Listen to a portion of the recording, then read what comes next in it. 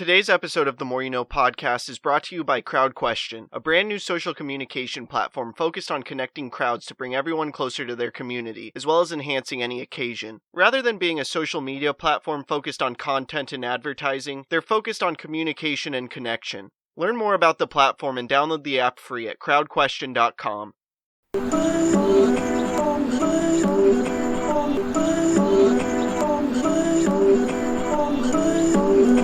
I'm just trying to make it all make sense. The More You Know Podcast.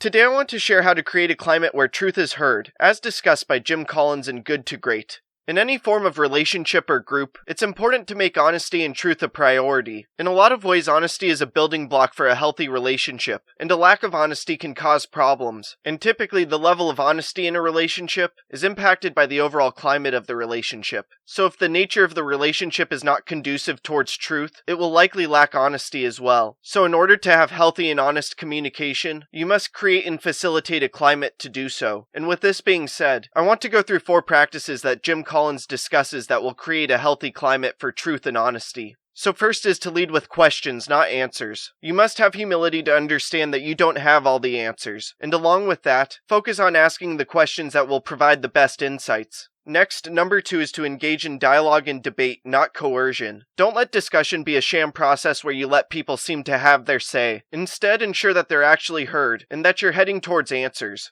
After that, third is to conduct autopsies without blame. You should focus on analyzing things in a way that will lead to truth, but do so in a way without blaming others. Don't assign blame and search for understanding and learning. And finally, fourth is to build red flag mechanisms, meaning to set parameters to take notice when something goes wrong in the communication. No matter who you are, you interact with others and communicate with others, and the most ideal form of communication surrounds truth and honesty. But unfortunately, it can be quite difficult to create a climate surrounding truthful communication. But regardless if this is a relationship with your significant other, a family member, a friend, or a group you're leading, it's vitally important to create an honest climate surrounding communication. Because if you don't, it's likely that honesty won't be in the forefront of your communication, and it will be near impossible to confront brutal facts. But luckily, there's best practices to be aware of and apply in any form of relationship that you have, and by doing so it will improve the quality of honesty and communication as a whole. And having honest communication in your relationships will provide immense value to your life, and assist with making a tremendous impact in this world and crafting a life of significance. I hope this talk makes a positive impact in your life. Please subscribe to the podcast wherever you are listening or watching it. Check out other episodes. Leave a review. Follow the podcast on social media at More You Know Pod, and sign up for CrowdQuestion to ask me questions about the episode. Again, thank you for listening as we propel through podcasting with the More You Know. I'm